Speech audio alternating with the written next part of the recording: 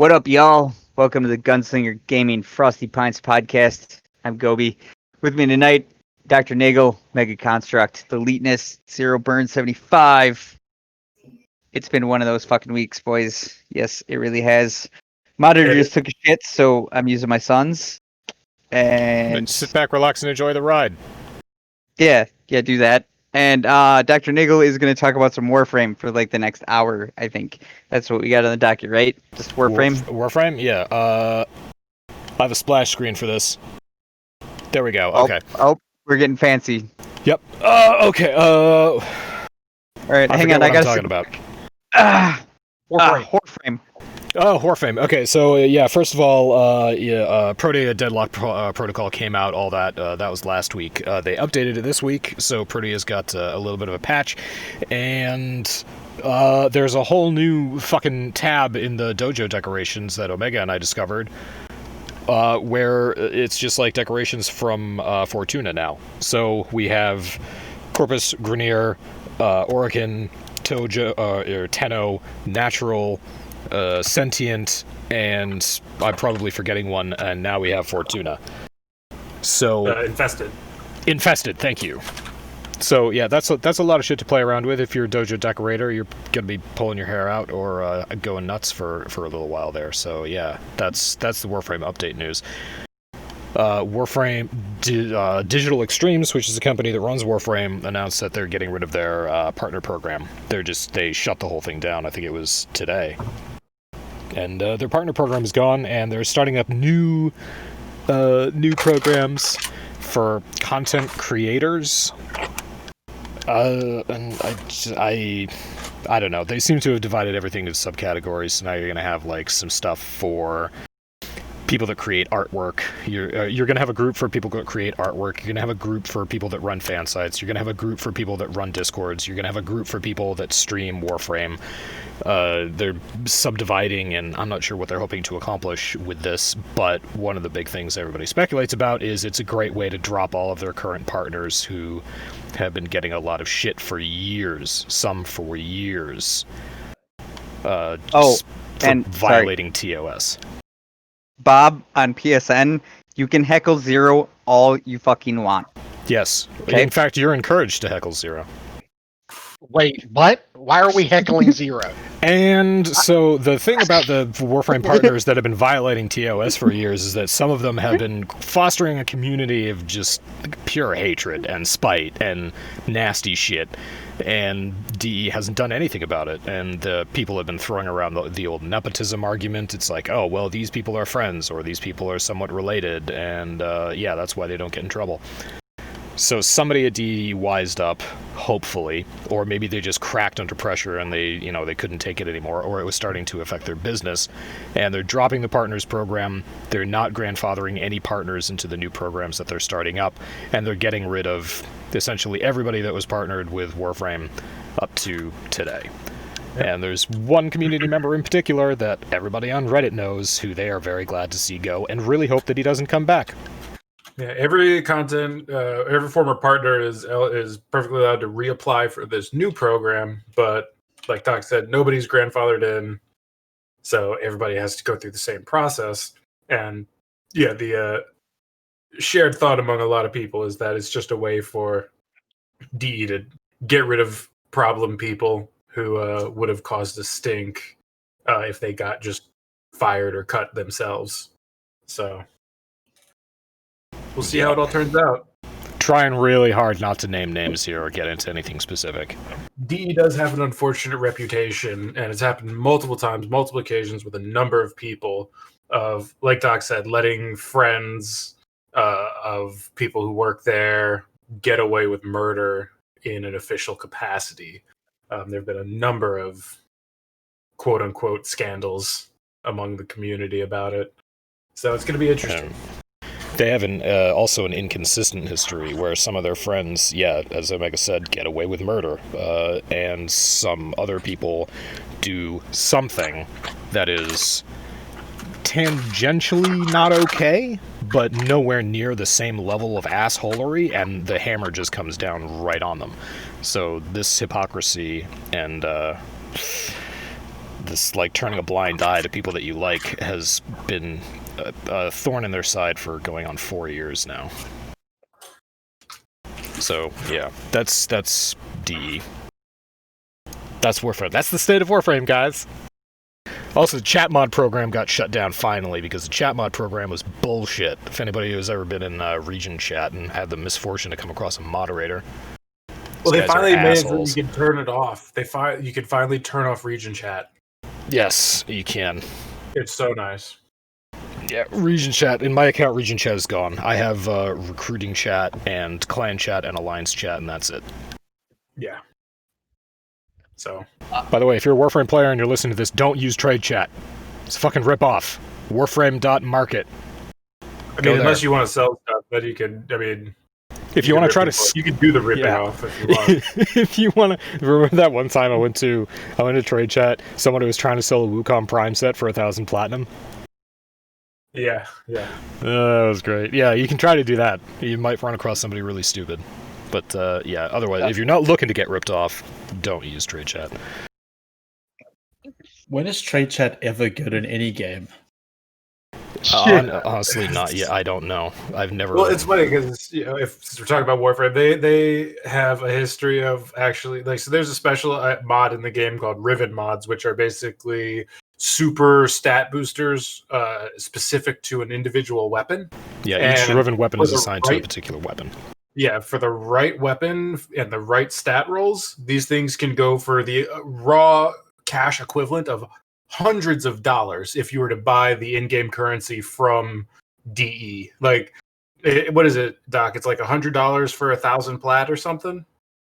It's $100 for 4,600 plat, and I've seen Rivens go for 6,000 to 8,000. There was one Riven that went for 10,000 for I don't know. For sure. So there was at one point effectively the Riven Mafia, where there was a lot of people who were manipulating the market on Rivens and hoarding the good ones, and it was kind of insane. So yeah, avoid trade chat at all costs. Oh no, okay, Omega's not right and I'm not right, so correction to that. $100 in Warframe will get you the equivalent of 2,300 platinum, because it's $200 for 4,600. There we go. So, but point still stands. Hundreds of dollars of real money that people spend on these things.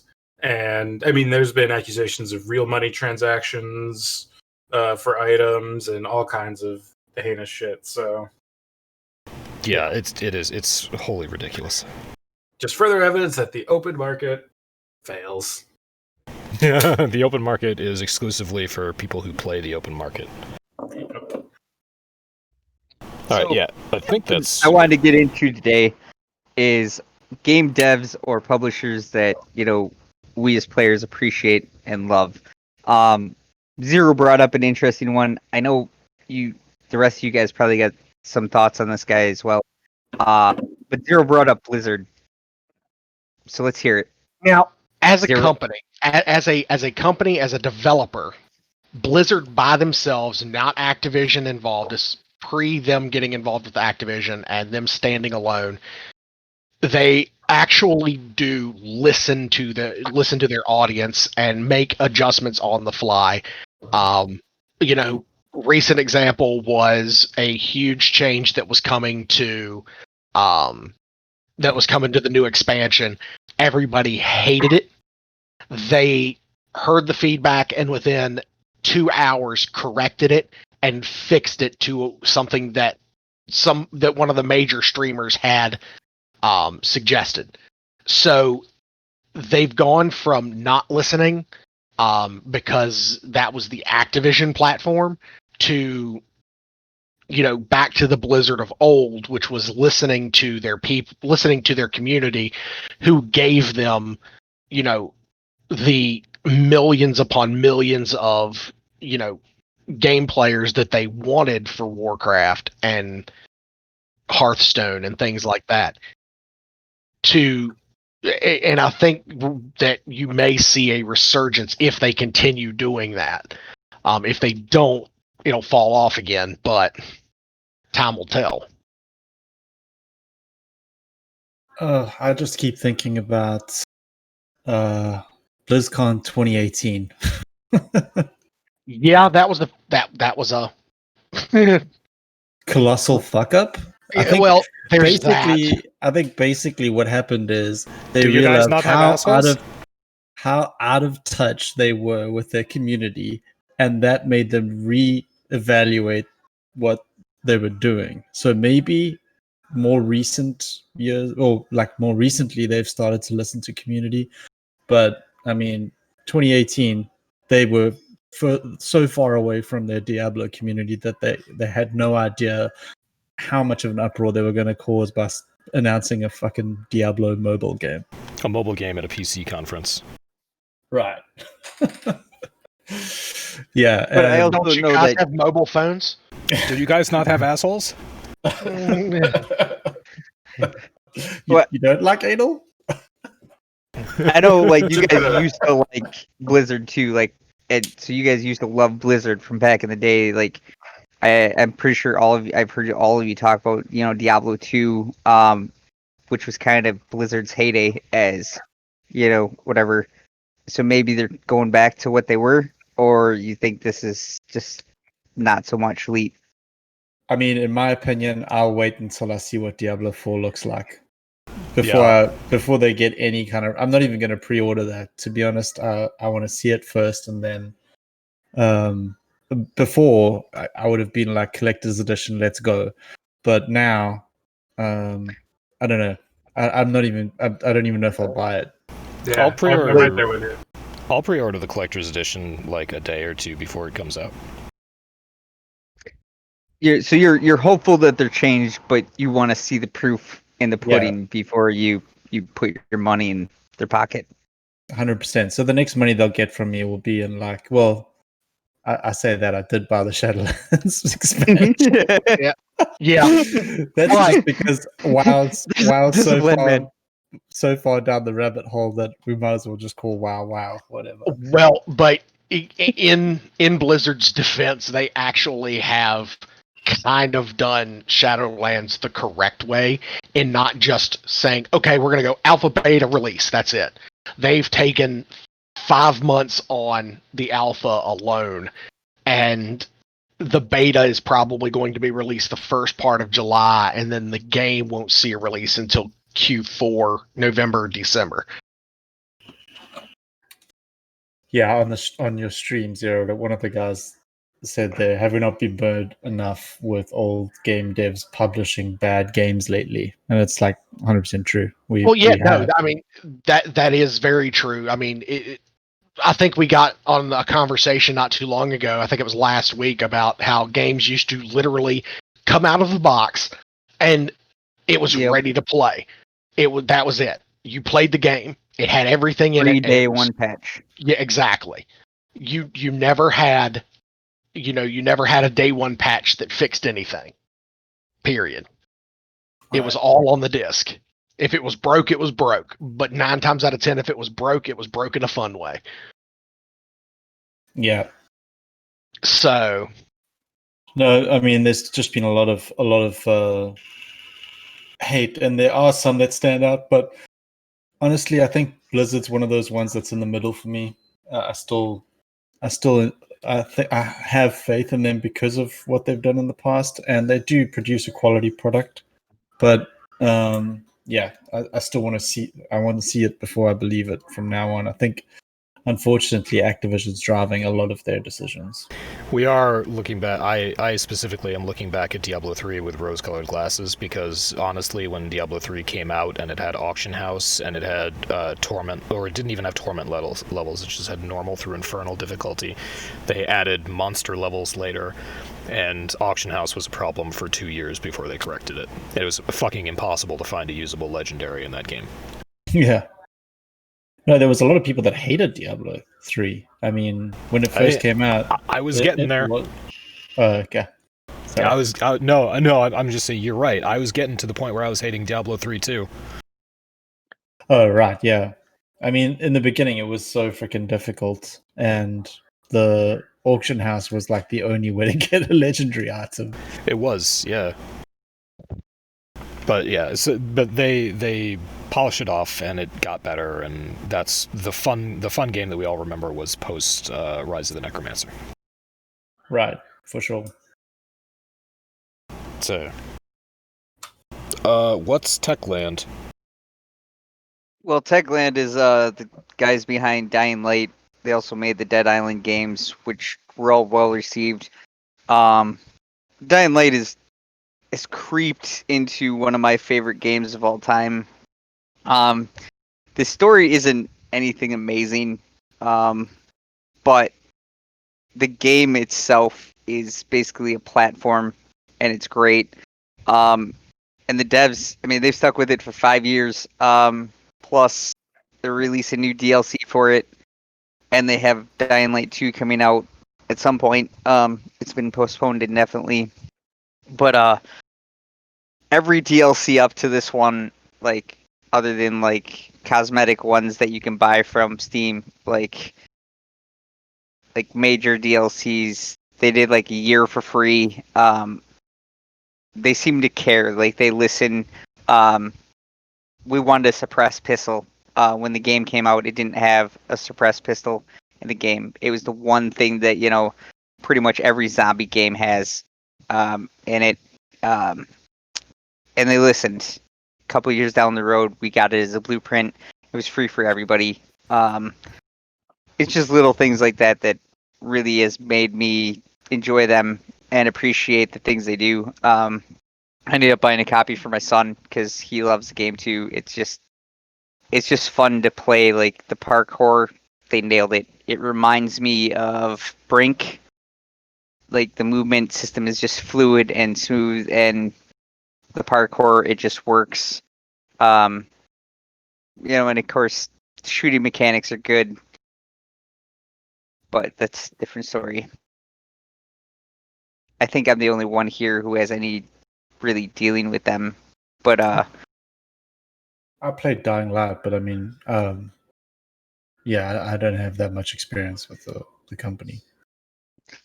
yeah, I mean, I bought obviously the older ones, and the other nice thing is they're pro modding community. They love community made mods, and they have no issues with them. They even have the game set up so that you can turn off VAC, so you don't get a VAC ban for using mods when you're playing online, so that you can play online with other players with mods without having to worry about any consequences. It also keeps you out of, obviously, lobbies. If people don't want to deal with you, they just make sure the VAC is on, and you'll never show up. If you do, you get a ban. It's simple as that. If you don't turn off the VAC, you're going to get a ban if you try and play online. So if you mod the game, it's super easy to mod.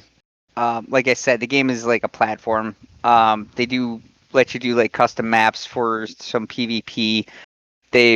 I believe they released a battle royale like spin-off mode a couple years back, maybe now, based on the Dying Light movement and stuff like that. It might even, it's not part of Dying Light, it's a spin-off game, but just, you know, they listen to what, you know, their fans want, and they give it to them. I mean, I'm a little disappointed with the lack of firearms in Dying Light 2, but I'm a minority, obviously.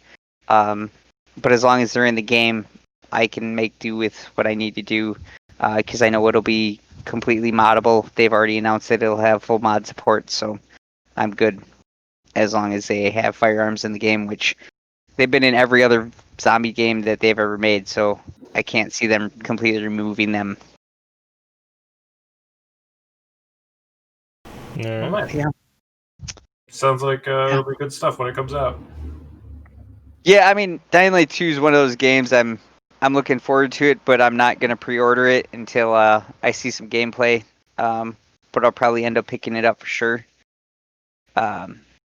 Other game developer that I think more of us have experience with and whatnot is CD Projekt Red. Obviously, they did the Witcher series, The Witcher 3, great game. They're also the guys behind GOG, which obviously we have a lot of respect for him for that. And then obviously the superior gaming platform. the big one coming up is Cyberpunk 2077, which I think pretty much everybody here is pretty excited about. Hopefully it still comes out in November. Doesn't get pushed back again. Did we tell you guys that? It got pushed to November. Yeah, Yeah. we did that last podcast, and then Finn was like, well, they're a dev and their own publisher, so they should be allowed to do that if it means putting out a finished game. Oh, I have no problem with them doing it. Like, I just still hope it comes out this year. I know, we're impatient. It's fine. I did watch a review today with SkillUp. I don't know if you know SkillUp from Division Days or whatever, but he did a review on his playtime with Cyberpunk 2077, and he actually is generally pretty fair when he does his reviews, so he'll tell you outright if it's a piece of shit, and he was pumped.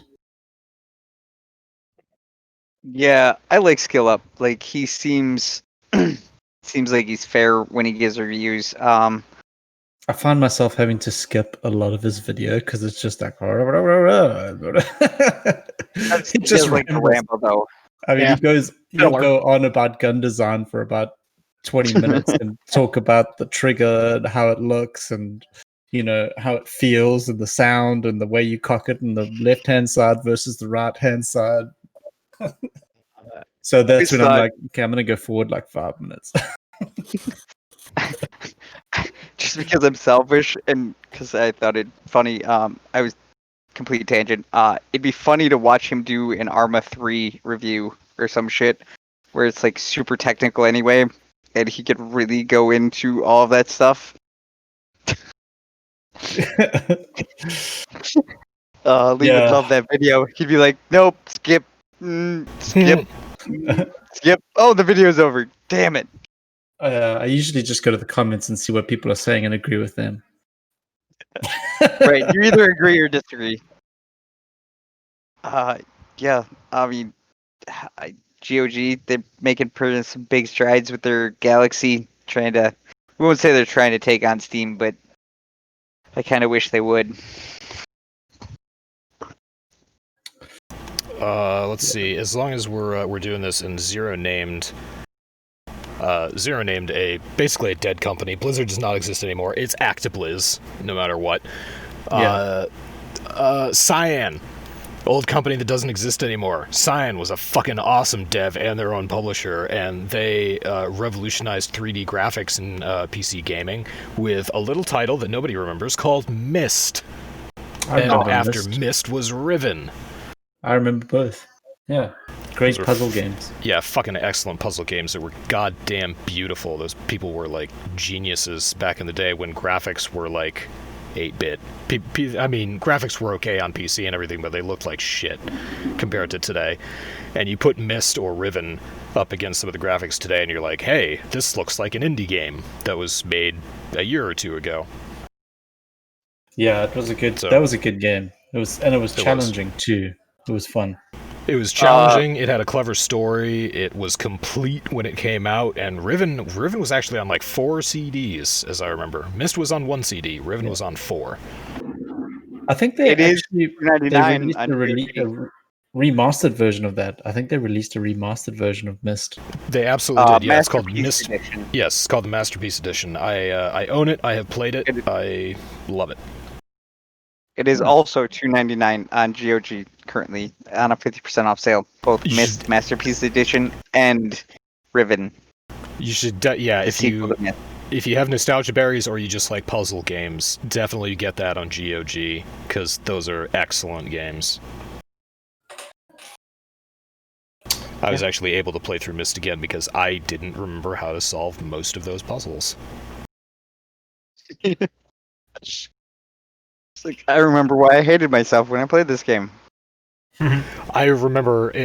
So when I bought Myst, it came in the box with it came in the collector's edition box that I bought for $20. It came with like this book that it was like a notebook for you to write everything down as you went along with it. And I remember in that book I drew the most elaborate map for one of the puzzles. It's the submarine puzzle. Anyone who plays the game will remember what I'm talking about, where you have to go in a certain direction. You got like 6 directions to pick from every single node, and you're just going in this labyrinth until you figure out your way through it. And I drew this whole map trying to figure out how to get through that thing. It must have taken an entire day to do that. Yeah, I had Old game. Oh, sorry. Go. No, I was gonna say I had a notebook right next to me throughout the entire like Riven and Mist series. I'd write down notes of like things you have to remember. Yeah, Riven had some really elaborate puzzles in it. Yeah. So Good speaking of games, though. old games that came on multiple CDs that came out around the same time, I believe it was Omnicrom Nomad Soul or A Nomad Soul. Do you guys remember that game? Did you ever play it? Omicron? I probably butchered the name. I believe it's OMIKROM, and then it's a Nomad Soul. Yeah, Omicron, No Man's Soul. Yeah, it came out around the same time. The only reason I remember is because I got a copy like you did in the box, and it's on like 6 CDs, and I literally just came across the packet with the CDs in it the other day. But I don't ever remember playing it. I own it, but I don't ever remember playing it. So I was just curious because it came out about the same time as those, and I remember it being a 3D like cyberpunk or like futuristic game. Maybe not cyberpunk. Maybe it was futuristic. I remember. Been a while. It was actually published, or it was developed by Quantic Dream, but it was published by Eidos. If anybody remembers Eidos, they also did the Thief games and Square Enix. And Hitman. Yeah. Yep. Also the Hitman games. Yeah, we could probably talk about Square Enix too. They seem to put out some pretty good games, and you know, I don't understand what happened to Eidos. I should probably know more about the downfall of that company, but I think they were just bought. Like I don't know if there was. I think were they just acquired and Square- squashed? I think Square Enix just picked them up because they make. Because I'm pretty sure they also did the Tomb Raider games, the old school like Tomb Raider games were also. I think you're right. And they're now a Square Enix title. And so is I believe Hitman's a Square Enix title as well. But I was gonna say like every Square Enix title that I've played in recent history has been kind of a throwback to those old games. Like they're complete. I don't remember having a day one patch. Like they had a good story. They were just good games. I mean, Final Fantasy 15, the 3 Tomb Raider games in the trilogy, and the last Hitman movie, not Hitman 2, or Hitman movie, Hitman game, Hitman, not Hitman 2. I mean, they were just good games. Like, never had any bugs, never had any problems. So, I mean, yeah. The good old days when you could pirate games and not have to worry about getting patches. Oh, yes, the good old days. Thief Gold, Thief 2. Those are the fucking good titles. Then Pirating Thief 3 Deadly Shadows came out, and that was bullshit. Pirating Thief games. Seems ironic. Right? Right? Fair turn, I guess, right? Fair turn? I kept my collector's edition boxes, though. They were all collector's editions. We went over this in the last pod. They were all collector's editions in the 1990s when you bought something for $20. It was the collector's edition that came with all this shit in the box. So I kept it. I'm looking at it right now. Now you pay $150. Yeah, ironically, directly above that collector's edition is the Diablo 3 collector's edition crate, which cost me $100. I've got the collector's edition. I've got the collector's edition of the original vanilla WoW, and then the 3 expansions that followed that.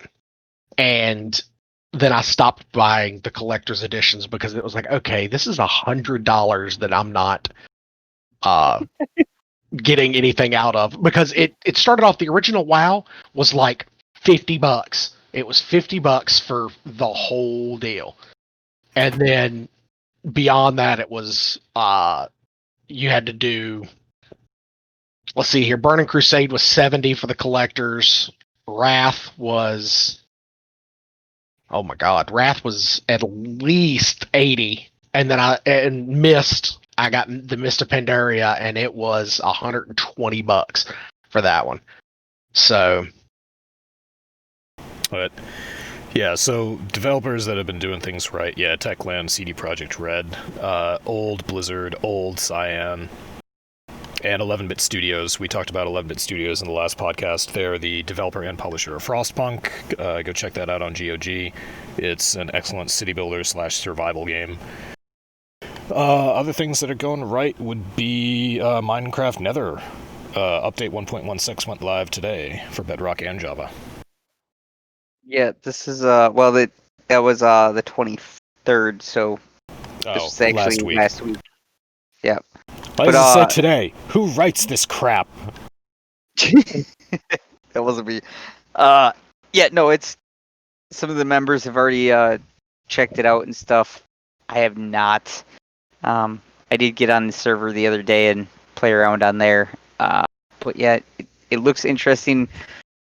They've been really adding a lot to the game over the last year. They've really made the water, whole arenas or whatever, more lifelike with fish and sharks and dolphins and all this stuff. And now they're focusing on the Nether. And yeah, I don't even know how old this game is. And to see it get support like this, these are developers that, should get our money because they've earned it. And they keep giving us good shit. Yeah. Speaking of old games, didn't you just get a pretty good game and talk Zero into getting it? But it's not getting good reviews on Steam. Oh, we should talk about this. Anno 2015 History Edition and Anno 1701 History Edition both came out this past week, and I grabbed 1404. Sorry, I grabbed Anno 1404 History Edition and booted it up and played it, or left it on for about 8 hours in a game that I had been playing over 5 years ago. And it's stable. It works now. If anybody isn't familiar with the problems that we discussed in our earlier podcasts with Anno 1404, the old version of the game was for 32-bit systems. It couldn't utilize more than 2 gigabytes of RAM.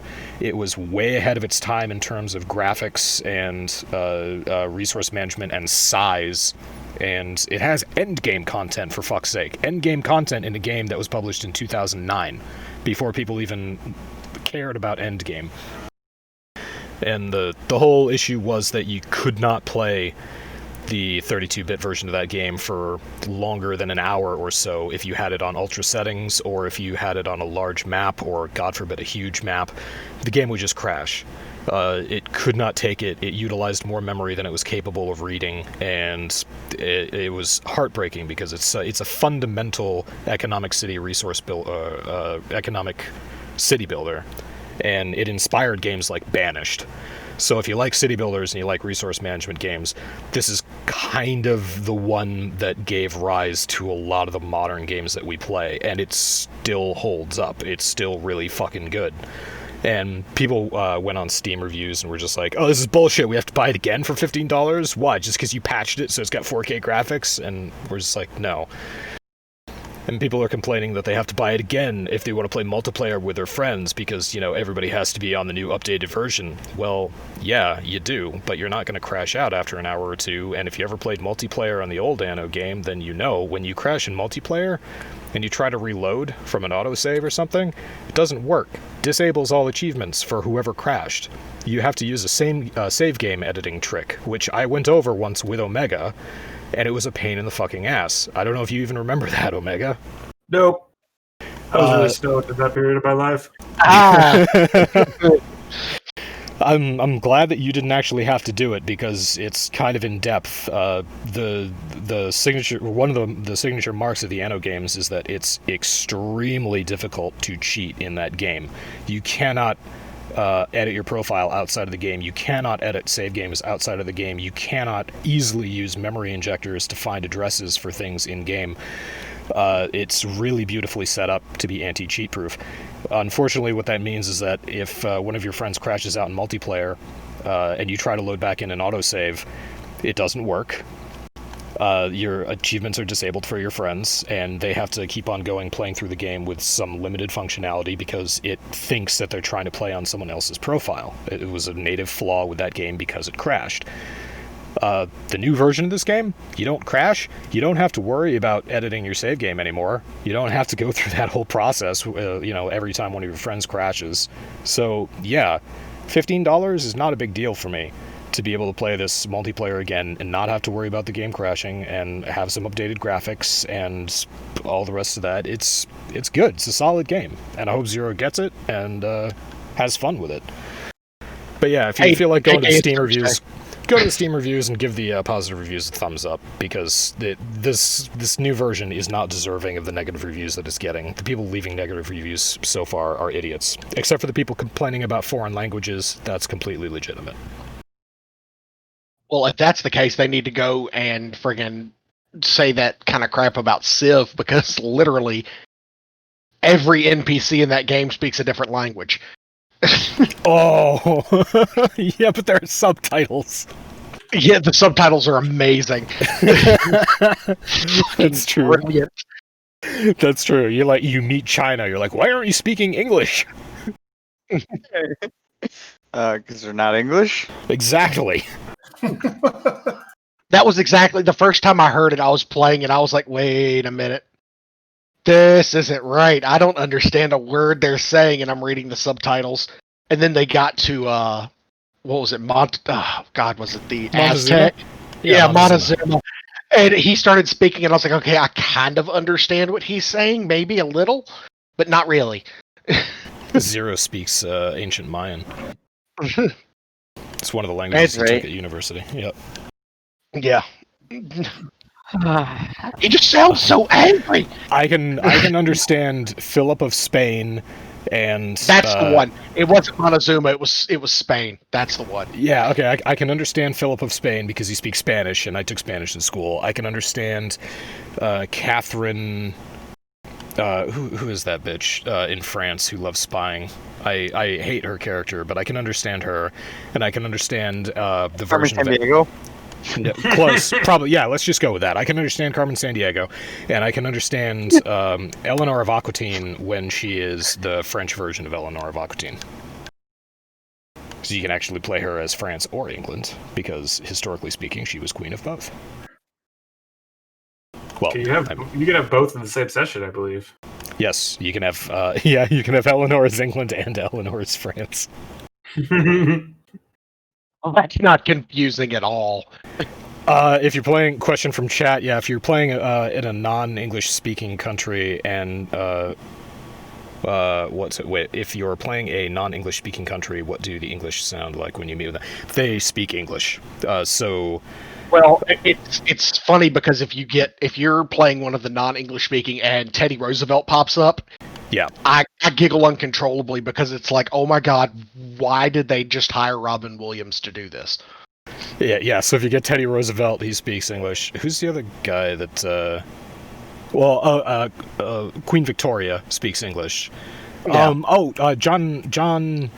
Well, there's the Canadian, there's the Australian. The Australian, that's the guy I'm trying to remember. His first name's John. I forget his last name. He speaks English. There's no Canada. There's no Canada in Civ 6 yet, is there?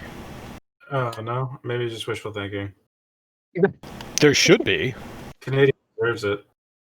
Canada definitely deserves it. Those poor people. Yeah, they should have Justin Trudeau as their Civ 6 guy. Oh, God. He's just stunningly handsome, and he smolders the entire time. That would be great. Yeah. Oh, Canada, so Call of Duty's getting an update. Our home and native land. Yeah. What about Call of Duty? It's getting an update. Oh, and guess what? It's 22 to 36 gigabytes. Who would have guessed? right? They that's what an update needs to be. Okay, so actually, I'll talk about this because I actually play Call of Duty. Warzone is going to be 200 player lobbies, which is a limited time mode, which is 4 teams of 50. That might be interesting for those of you that play that. But also, if you own Modern Warfare, you get a new gun because we really need a 50 caliber sniper rifle in a Call of Duty game. That is what we needed, folks. That why is wouldn't you? Yeah, I know, right? right. A semi-automatic 50 caliber, anti-tank sniper rifle. That is what we need in a Call of Duty game. Wait. I need that in my real life. Why Yeah. wouldn't you want it in a Call of Duty game? Nothing makes your Well- penis feel quite as big as 50 caliber. It's true. I mean, sure. I mean, The in your board- home, it's fine because it's stationary. It's not going anywhere. I mean, you're not running around with it. Like, you're never gonna run around with that gun and sling it up to your. I get it. Okay, Call of Duty's not whatever realistic, but still, it's totally unnecessary in the game. Like, there's other sniper rifles that are more than adequate for the size of the maps. V99 in chat wants to know if you need 2 people to carry it. I assume he is talking about your penis. No, the Barrett 50 cal. No, one person can carry it, but they're definitely not gonna shoot it standing up. I thought you were going to follow that up with, but they're definitely going to need an extra person to carry the penis. Yeah, me too. Not Gobi. Gobi's too clean cut for that. Leadus just has a wheelbarrow. Yeah. There's also a new map too. Yep, Cheshire Park. Yep, and a new game mode, Team Defender, which is just back from the original Call of Duty Modern Warfare. Which and of course more things in the store for you to buy with real money, because you need to do Of that. course. People go in and buy Of course. stuff in the Support real the store. developer. Support these 36 gigabyte patches. Why there's 36 gigabytes? If somebody could explain to me with a damn good reason why I need to download a 36 gigabyte patch every 2 weeks for this game, I would love it. Poor I really would. architecture. I mean, that's I was gonna go with uncompressed 4K textures. I mean, it could be 4K textures if you're getting new maps, I guess, maybe. But I don't like 30 gigs for one map. Jesus Christ, the game would have to be like a terabyte. Well, it's damn close. Hold on. It's like it's over 150 gigs at this point. Yeah, that's not uncompressed 4K textures. That's just bad architecture and them having to replace like huge files instead of modules. Yeah. I mean, the crossplay is really pretty, and they're nice, and the game's pretty, but it's Gears of War 4 all over again. Ubisoft is also trying out Battle Royale with Hyperscape. Yeah. Hyperscape is a brand new free-to-play sci-fi first-person shooter. PC release date will be July 12th, and it will be cross-platform support down the line. So I haven't seen anything about this. Because obviously I don't play Battle Royale. From the screenshots, it kind of... It's like a futuristic... It's a sci-fi FPS Battle Royale. Yeah, it seems like an Apex competitor, basically. Good luck with that. I think Apex is better. This one does seem to take place in a city, though, as opposed to a giant playground. I'm just enjoying the sort of evolution we've seen over the course of the FPS space. Just the sort of the trends. Like, the original PUBG had a very specific, trying to be realistic kind of aesthetic. And then we went like the super deep end on the other side with Fortnite. Then Apex got big with the futuristic take. And there's Call of Duty, and now there's this coming out. It's just been kind of an interesting journey. if somebody would take like the atmosphere from Apex, the setup from Call of Duty, and some, there's something else from PUBG, not the frying pan, but something else. There was like game mechanic or whatever, and mash them all together. Like it would be like the perfect battle royale game for those people, I feel, but nobody's done that yet. Yeah, I think it's difficult for you to get a platform to launch that shit. I mean, PUBG was kind of a happy accident, and it got enormous. Apex had much more of a marketing budget, and I don't believe it's done as well as PUBG yet. Fortnite, on the other hand, was, I think because it was backed by Epic, and Epic had established a name for themselves, it probably got to be the biggest battle royale. Fortnite overcame PUBG, sure. right? Oh yeah, Fortnite. Yeah, there you go. It still is. I mean, PUBG basically PUBG, died. well, it's still around. Apparently it has crossplay now. Yeah, but like it's never. Its heyday has come and gone. It was once the king of battle royales. It is so far from holding that title now. Fortnite is still king. Apex is got a probably bigger player base than it does right now. Yeah, its days in the limelight are gone.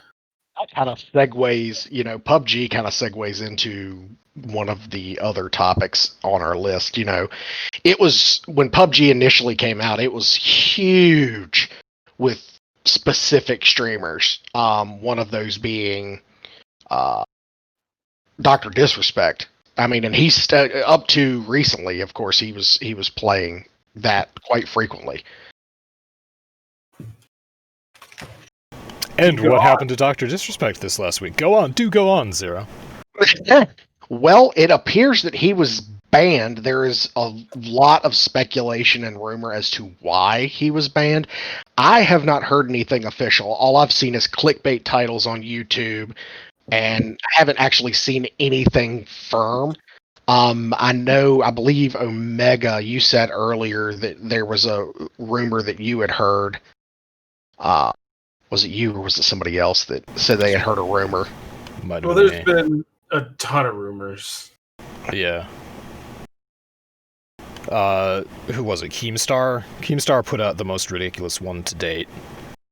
That was... Well, I mean, it is Keemstar. I mean, that's not a surprise. That is Keem. It's kind of nonsensical. We can get into... Well, let's say the actual truth and the facts first. This past Friday, Dr. Disrespect's channel disappeared from Twitch. His little chat icons were also removed. All of his subscribers were refunded their money. That is a very solid indication that Dr. Disrespect has been banned from Twitch, and it is permanent. Twitch has not actually come out and said that. They keep on coming back with the same PR sentence, just copy-pasted, which is, whatever, you can read it. It's very nondescript. It's just sort of like bullshit about their community standards. Yeah, exactly. Boilerplate. The only the only definite thing that it is banned and it is a permanent ban came from Slash and one other person on Twitch who are inside. They're PC gaming news insiders or streaming insiders, and they claim that yes, this is a ban, yes, it is permanent, yes, they have either an idea or some idea of why, but it is a sensitive topic and they don't feel comfortable commenting about it, so they're not going to say anything. Dr. Disrespect's wife put out a statement the next day that thanked the community for their love and support and said that there was no one better than the Dr. Disrespect's community. Dr. Disrespect himself came out on Sunday and said Twitch has not made clear to me why I was banned, firm handshakes all around, and all the rest of that. So those are facts. That is what we know. Also, Slash has indicated that Dr. Disrespect's Discord partnership has also been terminated. So those are actual things that happened. Now, around that have been constructed some completely wild conspiracy theories, one of which came from Keemstar, and that was when Mixer shut down, Ninja and Shroud had their contracts paid off.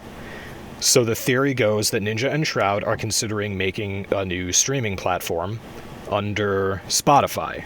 And this is a good thing because they like to play music during their streams. DMCA is a very real thing for streamers, but if you're playing under Spotify, Spotify is a music company, so very easy for them to give streamers options to play music. That could eliminate DMCA. It's a nice idea for a streaming platform, but this is just Ninja and Shroud. Keemstar claims that Dr. Disrespect tried to get in there with Ninja and Shroud, and that was a violation of his contract with Twitch, and that's why they let him go. I personally think that that's bullshit, because in March of this year, Dr. Disrespect signed a multi-million-dollar deal with Twitch to be an exclusive Twitch streaming partner. Multi-million-dollar game. Dr. Disrespect himself described it as a life-changing amount of money. Why would he throw that away? That makes no sense to me. So that was Keemstar's conspiracy theory. That's the one that I find the most ridiculous. I don't know if you got more, Omega. No, they didn't. I am not Keemstar. It was random. Go ahead. Oh yeah, Gobi's not Keemstar. So, Confirming that sorry. Long-standing joke. My daughter's brother calls me Keemstar. Apparently, he thinks I look like him, so he claims that I'm Keemstar. And it was just hilarious that you guys brought up Keemstar, and you had no idea about that at all. That's what it refers to. Kiana listens to these, so she's gonna laugh her ass off when he gets brought up, and Caden will get told about it. So, yeah, hi Caden. All right, Omega. Huh? I don't know if you had any, if you heard any. No, I said you pretty much covered it. Okay, so there you go. We have no idea why Dr. Disrespect was banned from Twitch, and none of us are speculating until there's some official statement, because it does no one any favors to speculate on things that they don't know. Yep. Nope. I mean, there was one guy who was streaming when the news broke, and he was at least acquaintances with Dr. Disrespect, and he texted him on stream and asked him what happened, and when he got a response, he laughed and made it seem like it was no big deal. It could have all been a play, who knows? But yeah, no one knows anything. Another one of Dr. Disrespect's acquaintances was on stream and talked about it briefly and said, it might have been the same guy actually, he said, I texted Doc when it happened, and Doc just said, I don't know, they haven't told me. And that's it. So, yep. Keep refreshing those news feeds. Maybe somebody will make a statement, but Twitch isn't saying anything, and Doc's friends aren't saying anything, and Doc isn't saying anything, his wife isn't saying anything. They do not know. At the same time, Twitch has been cracking down on a lot more serious matters. Many of their streams, and this is not exclusive to Twitch, this is the entire gaming world, has been cracking down in light of the Me Too movement on streamers who have been accused of sexual misconduct, and staff in their streaming organizations or their parent organizations who knew about it and were trying to keep things quiet. So some other high-profile streamers have been let go.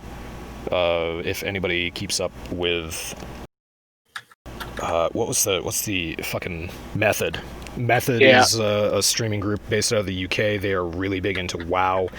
Their entire community and their business have pretty much dissolved in the past week because of sexual harassment allegations revolving around one of their members, Method Josh. And yeah, that's one example of a lot of streamers that have gone down. And other people know this about these topics better than I do, so I'll shut up. I mean,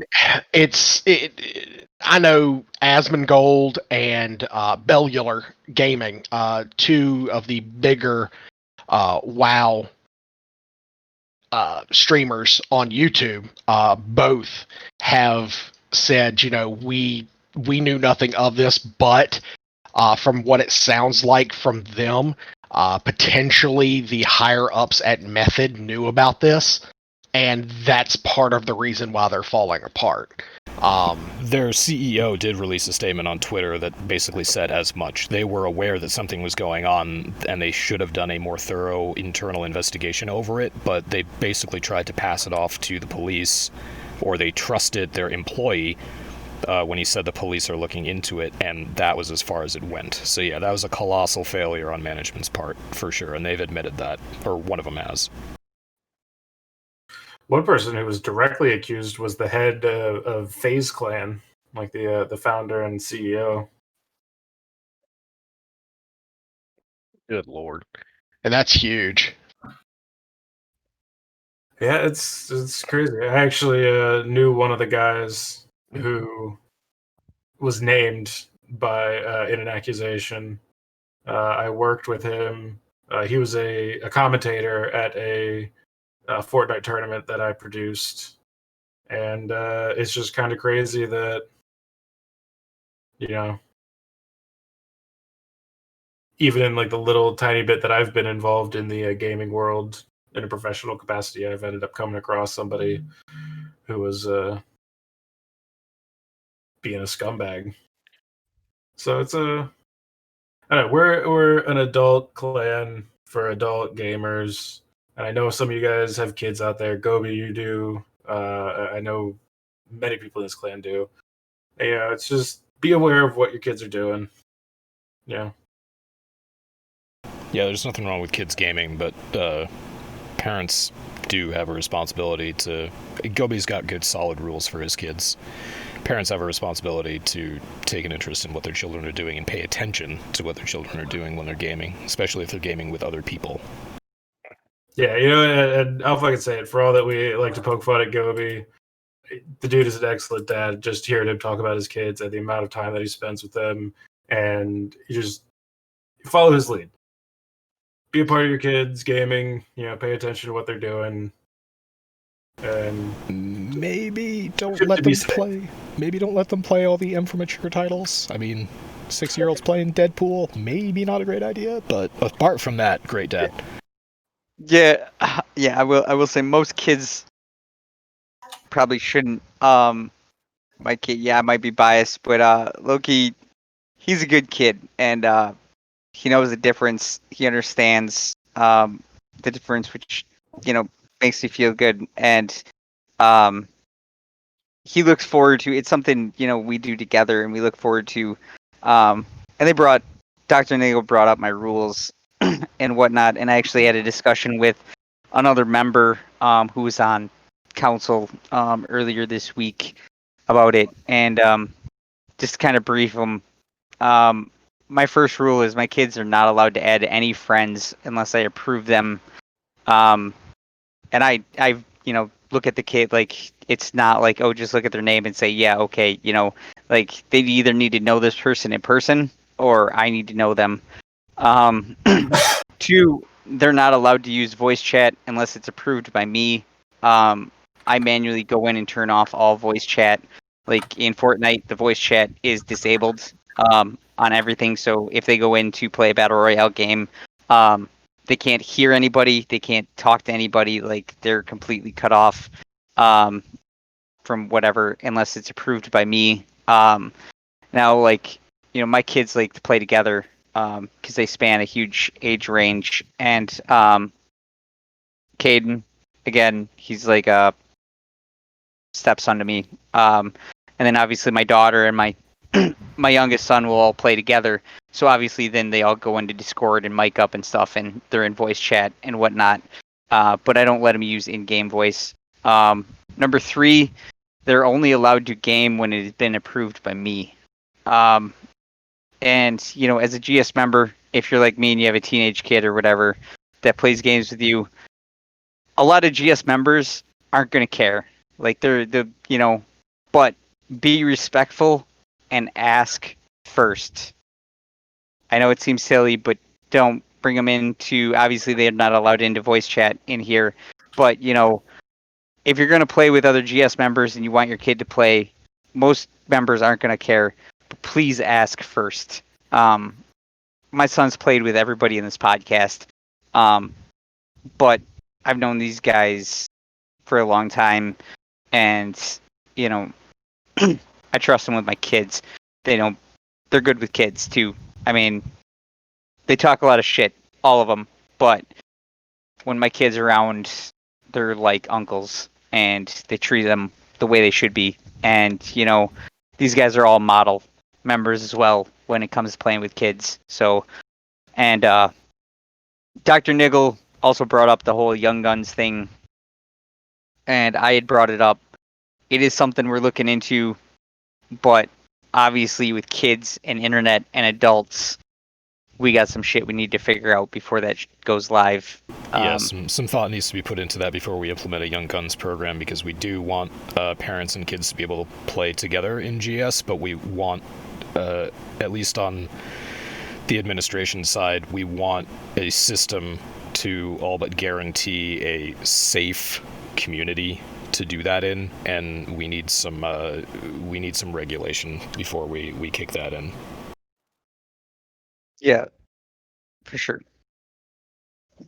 It also should be noted that legally I am considered an adult child, so it's fine when I play with your kids. I could make some comments, but I'll keep my mouth shut right now. We rip into you all the fucking time. You can rip into me. No, I'm good. So speaking of the streaming shit, Mixer is apparently gone. Microsoft is closing its doors and saying, fuck you, we're going to put everything on the Xbox Series X coming in August. And Tencent says we're going to step in and take over streaming. Did I cover it? Tencent. Yeah, Tencent, the Chinese company. They also released their knockoff Cyberpunk 2077 FPS this week at whatever gaming conference. All glory The to Tencent gaming conference. Yeah, the Tencent gaming conference. Yeah, I remember seeing that and sending it to your little chat just because I knew it was. I what was your response? I don't like Tencent. I know, but your response was just somebody needs to read it. It was probably something inappropriate. Tencent can suck a lead pipe. From you, Doc? No. Yeah. And apparently, Leetness's brother rode his bike up a hill and beat him. I also said that if the Tencent game... What is this Tencent thing called? Syn? S-Y-N. Open World FPS Cyberpunk game. Its build is an open world cyberpunk game. And I said, yeah, if it gets a China release, look forward to there being very strict gender roles, no gays, and no dick physics.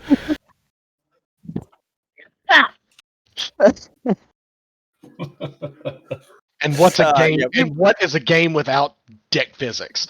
We won't go into the rest of that discussion. It's not, yeah. If it doesn't have dick physics, I'm not playing it at this point. Fucking Conan ruined it for us. No map voting. Yeah, no map voting either. Alright, so dangling.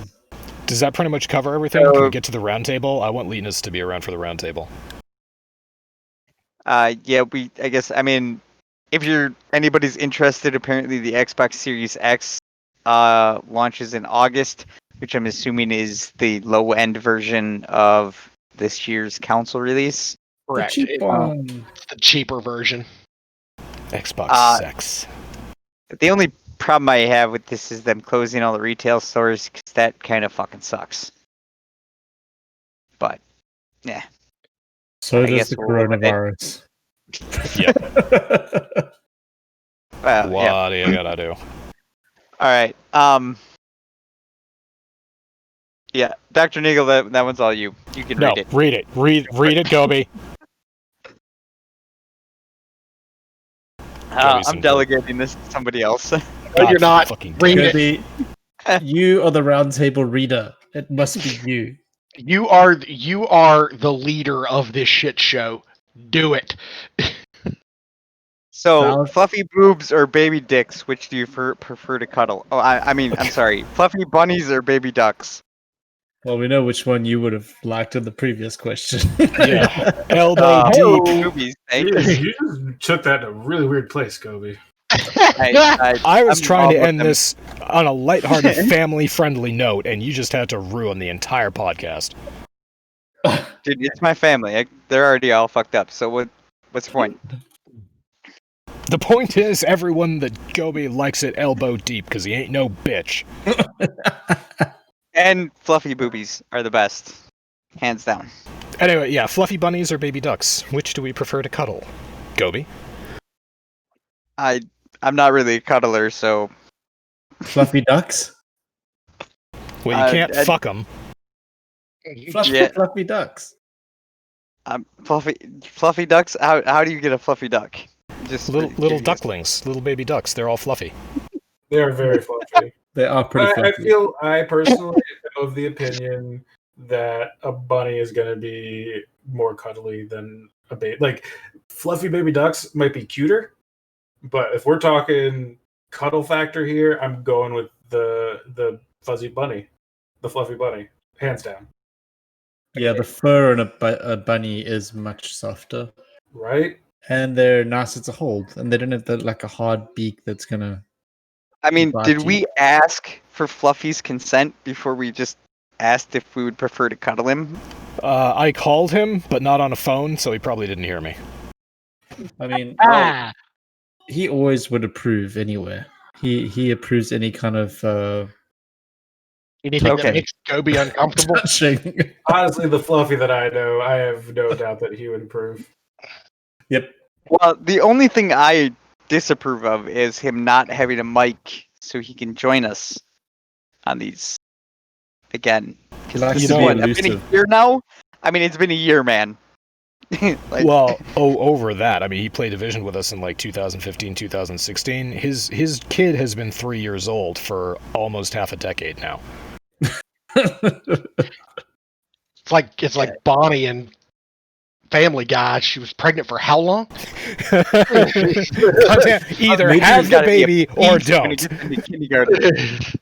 Maybe he just keeps popping them out, and he's basically got like 12 kids now, and they keep on every year. There's another 3-year-old. They just come That out went 3 to- years That old. went to a really weird place, and I don't know how comfortable I am with it. Oh god, that was good though. Was it worse of a place than when he posted that Zootopia pic the other day from Leetness? No, that was Did- fine. No, that was perfectly more fine. That's normal. Okay. Normal for Leetness. Zero. Yeah, did you say fluffy bunny or baby duck? I'm more of a dog person myself. I know, You but gotta you answer know, the question. Oh God, I would say fluffy bunnies. fluffy bunnies. A lot of us are going fluffy bunny here because I'd probably go fluffy bunny as well. Just to be contrarian, I'm gonna go baby duck. You see, the thing is, like, it depends on the situation. If I knew this duck was not, or bunny was not going to last long, then I'd pick duck because I like duck more than I like bunny to eat. Ooh, wow! Wow. He took that to an extremely dark place. You know what? Actually, baby duck is probably some sort of French cuisine. I wouldn't put it past. If anyone was to do it, it would be the French. I mean, Ron White did say that baby duck pussy lip tacos are better than Wagyu beef. So, Jeez. I hear ducks are also pretty good. No, that's geese. Never mind. Guard dogs. fucking Canada gooses. Geese. Yeah, geese are fucking vicious. Yeah. Like, if you want a good guard dog, get a goose. And just stick it in your yard. You know what's oh, Why not a Jesus. gander? Yeah, exactly. There you go. We're learning terminology now. And geese are tasty. Geese are tasty. Do you know you're not allowed to eat swan or kill a swan in the UK because the Queen owns all of them? That's interesting to know. Did you know that in Florida it is illegal to tie your pet alligator to a fire hydrant? Well, that just makes sense. Anywhere but a fire hydrant. A fire hydrant has legitimate uses. Right. Yeah. I mean, How But the tied to a firemen tree, gonna you're get fine. to it? Exactly. You don't want the firemen showing up to put out a blaze that some meth head started and seeing somebody's alligator attached to the fire hydrant and just being like, nope. Well, I mean, that's almost as weird as in the state of Virginia, you're technically not allowed to have sex with socks on and the lights on. That's completely unenforceable. I mean, but it's also quite reasonable. I was going to say the same thing. I think it should be a law. Like that's, I'm pretty okay with that. Going on with like bullshit laws from 200 years ago, in the state of Massachusetts, you can technically get a fine for not wearing a hat in church. Nice. If you're a man. I can live with that. I wear hats everywhere. Yeah, nobody gives a shit about that law, as far as I know. But yeah, there we go. Fluffy Bunnies wins. Hands down, Fluffy Bunnies everybody loves. Baby ducks, also cute. Maybe not to cuddle with, maybe just to watch them waddle around the yard. That's kind of where I'm at. Yeah. It's about right. Good times. So yeah, we went from gaming news to Twitch bans to sexual assault to Fluffy Bunnies. Baby ducks. Fluffy bunnies and baby ducks. Our circle is complete. Perfectly logical segues on every single one of those. Yeah, it really made a lot of sense. We're getting really good at this podcasting thing, guys. That's why We're hundreds of getting millions of people listen to us each week. Oh, actually, there's another thing I want to touch. So we were already Wait, talking about another thing Apex. that Kobe wants to touch on? Yes, Of course he does. God damn it, Gobi, we're gonna get me too'd. I don't. Gonna Yeah. get Anyway, me too. Stop it. so me too. I'm not worried about that. So the Steam sale is obviously on. And you guys were talking about Apex Legends, which is also coming to Steam, but it's set in the Titanfall universe. And we kind of talked about this in earlier podcasts about how Titanfall 2 came out like at a really bad time, and plus it was on Origin, so it didn't really catch at all on PC. And it's got a small following on console, but right now it's like one of the top selling games on Steam. It's been on Steam for a couple of weeks now. It has over 8,000 reviews, and it's overwhelmingly positive. It's $9.89. Well worth picking up for that price. It's got a campaign and co-op, and then of course some multiplayer shooter as well. But it's a lot of fun, and it's a really good game. Respawn did a really good job with it, and I think if it had been released on Steam, we'd already have a Titanfall 3 and not an Apex Legends. But yeah. Has anybody else played it, or am I the only one? What are we talking about? Titanfall 2. Podcast Fucking- I lost him about Fashion halfway through that. Yeah, fuck off. Alright, peace out, boys. Goodbye. Later, everybody. Bye, Thank you, everyone. stream. Thanks, That's chat. such a great ending. Penis.